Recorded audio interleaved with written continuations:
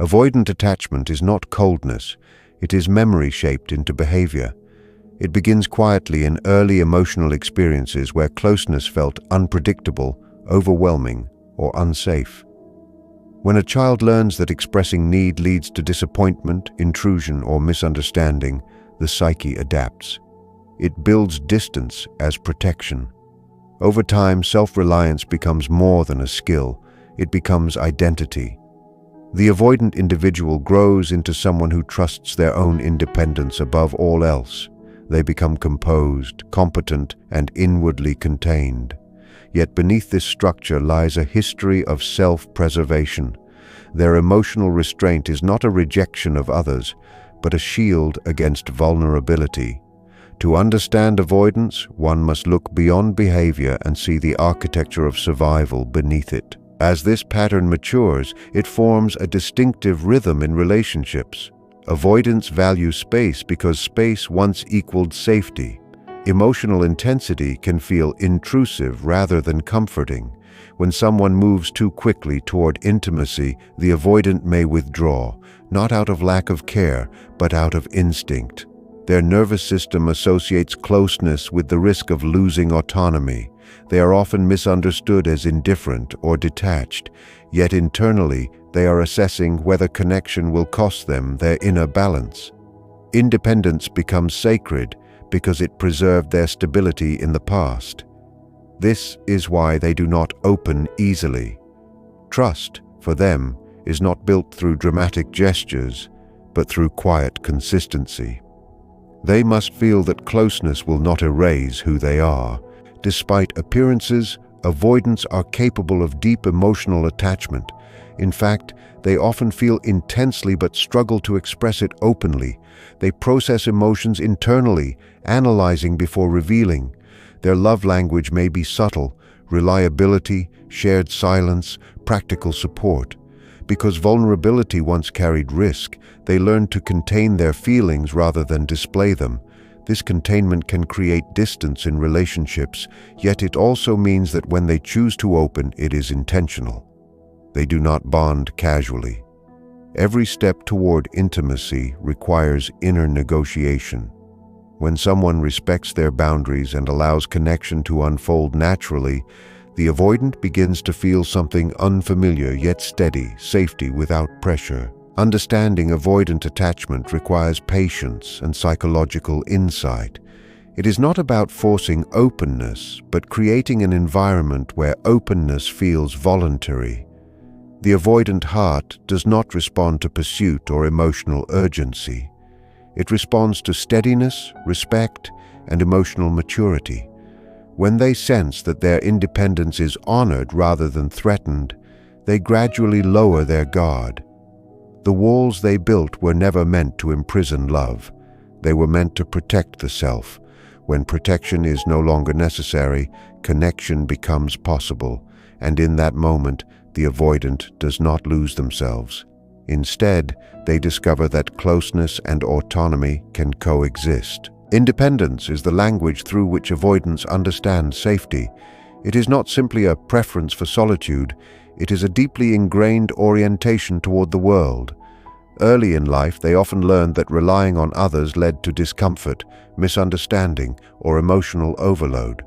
As a result, they turned inward and cultivated self-sufficiency with remarkable discipline. Over time, this independence became their strength.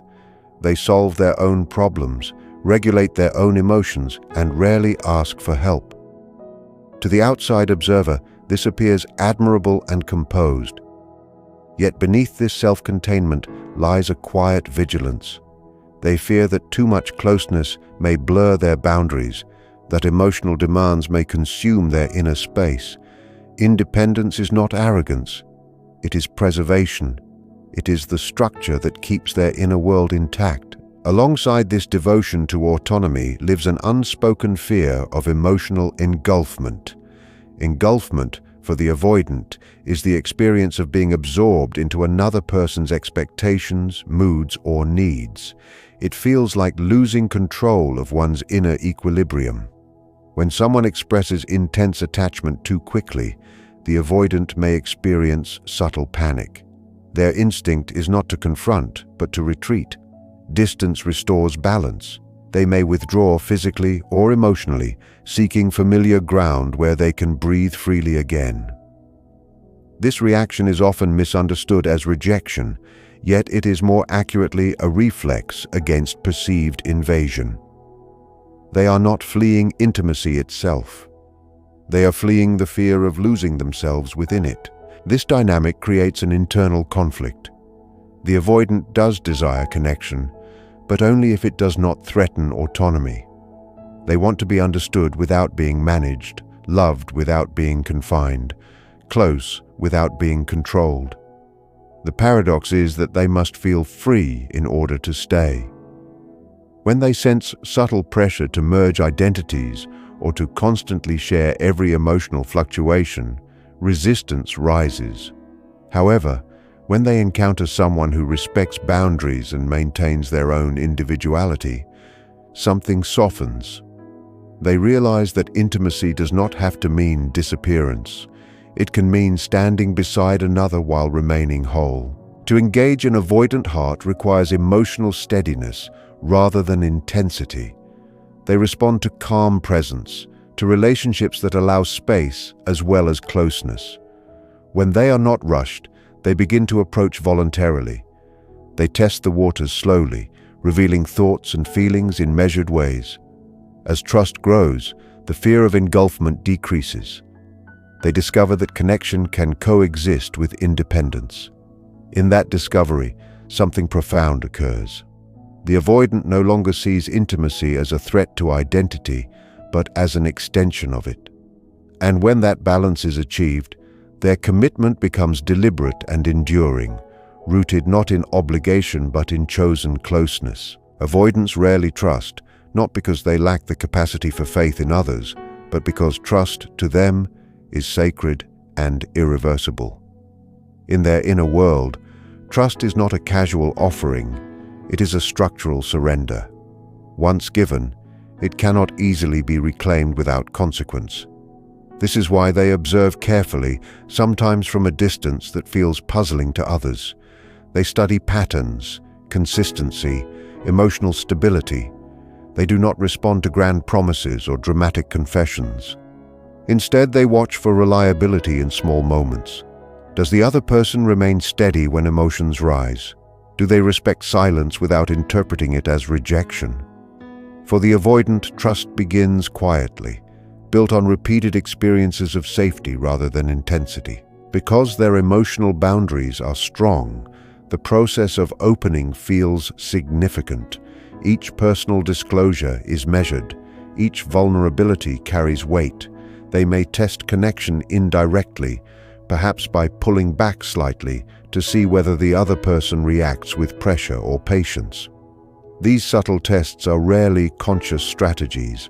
They are protective reflexes shaped by earlier experiences. If the other person responds with emotional maturity, the avoidant registers it deeply. If they respond with demands or guilt, the walls reinforce themselves. Trust for an avoidant is cumulative. It grows through time, through calm consistency, through the absence of drama. It is less about words and more about atmosphere. When trust finally takes root, it transforms the avoidant in ways few anticipate.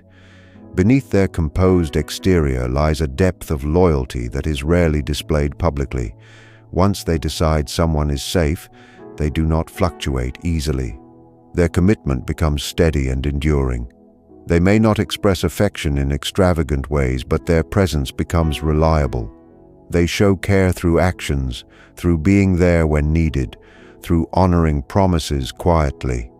For them, bonding is not about constant emotional display. It is about stability. The person who earns their trust becomes part of their inner circle, a place few ever enter. This is why the bond once formed feels profound. It is not sudden, nor is it impulsive. It is deliberate. The avoidant does not attach lightly, and therefore they do not detach easily either.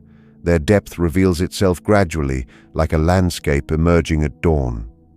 What began as caution evolves into devotion. The rarity of their trust makes it valuable. And when someone understands this rhythm, when they allow trust to grow without forcing it, they discover that the avoidant heart, though guarded, is capable of extraordinary constancy. The rare person in an avoidance life does not arrive with force, they arrive with steadiness. What distinguishes them is not intensity, charm, or dramatic pursuit, but emotional balance. Avoidants are highly sensitive to pressure, even when it is subtle. They can sense when someone is trying to accelerate closeness or secure reassurance too quickly. The rare person does the opposite. They do not chase, they do not demand constant access, and they do not interpret space as rejection. Their presence feels calm rather than consuming. This calmness becomes the first signal of safety. For the avoidant, safety is the foundation of all connection. Without it, no bond can grow.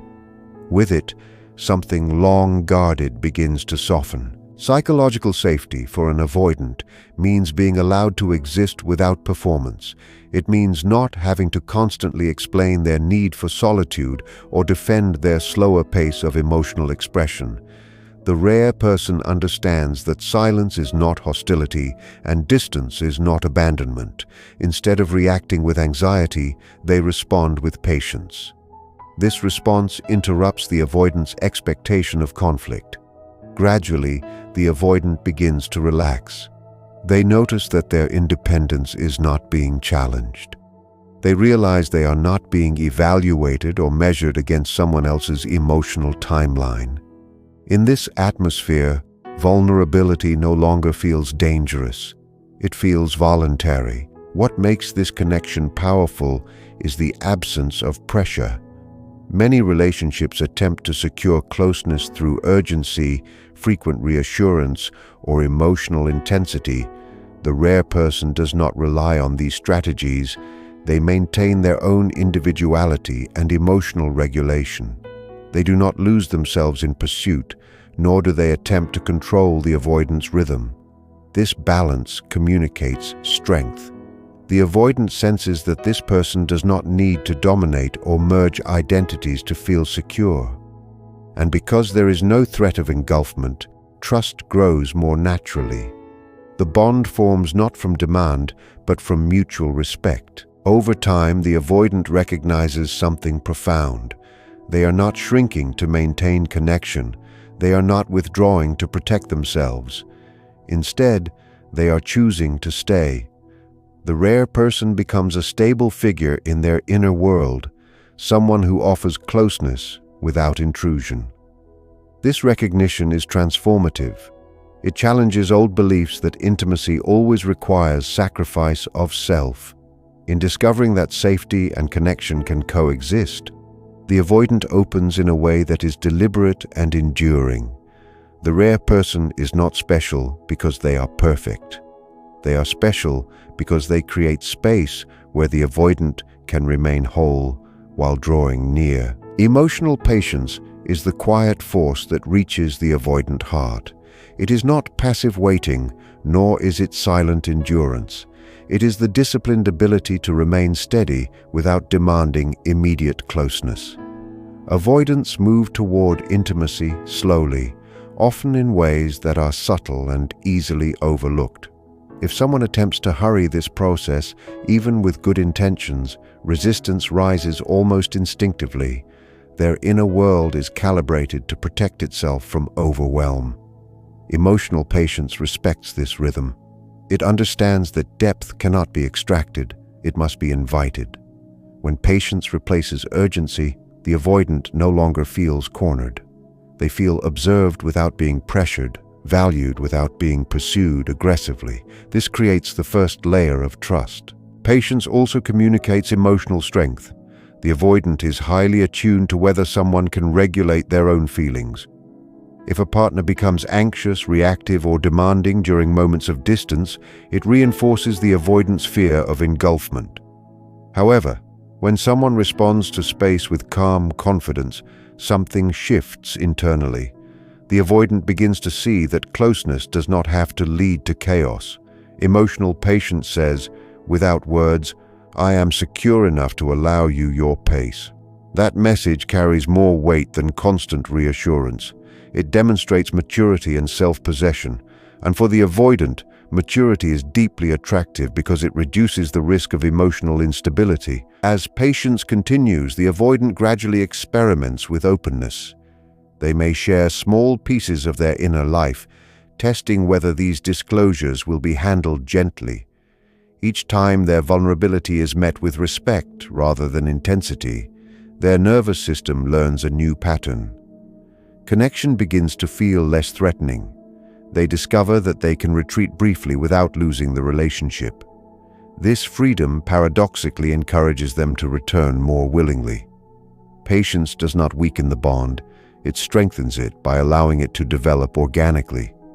The avoidant does not respond to pressure, but they do respond to consistency.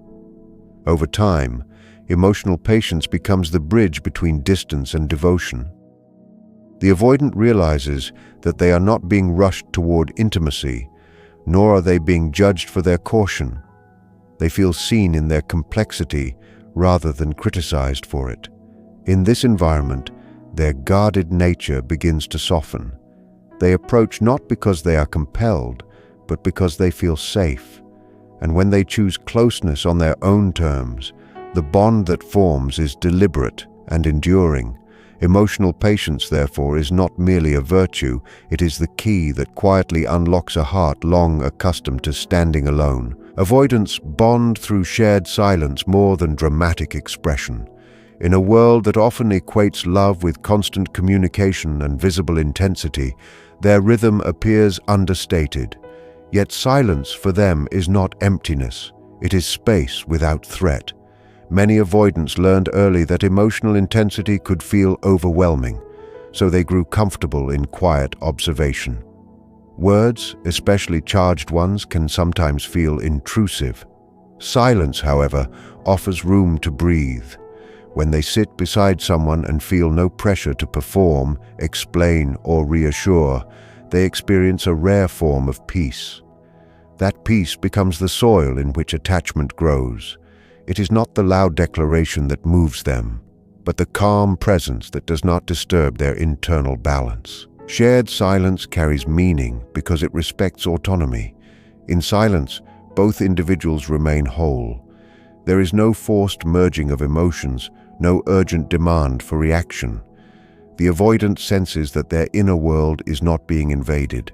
Instead, there is companionship without confinement. This dynamic feels safe. It allows them to lower their guard gradually. They may not articulate their feelings in elaborate ways, but they communicate through consistency, through sitting close without discomfort, through returning after moments of solitude. These gestures may seem subtle, yet for the avoidant, they are profound. Silence becomes a language of trust. Dramatic emotional displays often create internal tension for avoidance. When expressions become intense or theatrical, they may withdraw to regain equilibrium. It is not that they reject feeling, they reject overwhelm. They prefer sincerity that is measured and grounded. A steady tone, a thoughtful conversation, a quiet evening spent together can hold more meaning than grand gestures. In these simple experiences, they feel neither engulfed nor distant. They feel balanced. The rare person who understands this does not mistake calmness for lack of depth. Instead, they recognize that depth for the avoidant unfolds gently. Over time, shared silence transforms into a private sanctuary. The avoidant begins to associate the other person with tranquility rather than tension. This association strengthens attachment in a subtle yet lasting way. They do not need constant affirmation because the bond is felt internally. It is built through moments where nothing dramatic happens, yet everything meaningful is present. In silence, they remain themselves while standing beside another. And in that quiet coexistence, loyalty begins to take root, steady and enduring, free from spectacle but rich in substance. When an avoidant's loyalty is awakened, it is not impulsive, it is deliberate. They do not attach quickly, and therefore they do not commit lightly. For a long time they may appear cautious, measured, even distant. Yet beneath that restraint, they are observing, evaluating whether the connection preserves their autonomy and emotional balance. Once they conclude that it does, something firm settles within them. Their loyalty does not erupt with dramatic announcements. It stabilizes quietly. It becomes a decision rather than a reaction, and because it is chosen with care, it carries unusual endurance. The avoidant does not offer half-hearted devotion. When they stay with intention. This unwavering quality often surprises those who misjudge their reserve as indifference. In truth, avoidants bond deeply once trust is secured. Their consistency reveals itself through action rather than constant verbal affirmation. They show loyalty by honoring commitments, by being present in practical ways, by protecting the connection from unnecessary conflict. They may not always articulate their emotions with intensity, but their steadiness communicates reliability. The relationship becomes integrated into their inner structure. It is no longer an external attachment. It becomes part of their sense of stability. This is why their loyalty tends to endure through challenges. They do not abandon easily what they have carefully built. There is also a protective dimension to their devotion. Once someone enters their inner circle, the avoidant feels responsible for preserving the bond. They are selective about whom they allow close, so those who pass the threshold hold significant value. Their loyalty is not possessive, it is principled. They respect boundaries because they understand the importance of autonomy. At the same time, they remain quietly committed. They may withdraw briefly during stress, but withdrawal does not equal detachment. It is often a method of self-regulation. When equilibrium returns, so does their steady presence. Their loyalty is not loud, yet it is resilient. Over time, this unwavering nature becomes the foundation of a lasting connection. The avoidant, once certain of safety, does not constantly question the bond. They anchor themselves to it with quiet confidence. What began as caution transforms into enduring commitment. They reveal deeper layers of themselves gradually, trusting that the connection can withstand vulnerability. Their devotion may not always be visible to outsiders, but it is deeply felt by the one who understands them. In this way, the avoidant's loyalty becomes one of their greatest strengths, calm, intentional, and capable of lasting a lifetime. For the avoidant, bonding is less about intensity and more about inner recognition. They are rarely moved by overwhelming displays of emotion or dramatic promises of forever. What reaches them is something quieter and more psychological. It is the subtle realization that another person understands their rhythm without trying to alter it. This recognition does not arrive in a single moment of excitement. It unfolds gradually through repeated experiences of being seen accurately. The avoidant begins to sense that they do not have to defend their need for space, nor exaggerate their feelings to maintain connection. They feel understood without being analyzed, accompanied without being crowded. That inner recognition carries more weight than intensity ever could. Intensity often feels unstable to the avoidant. It can resemble emotional chaos or dependency, which triggers their instinct to retreat. Recognition, however, feels steady. It communicates alignment rather than pressure.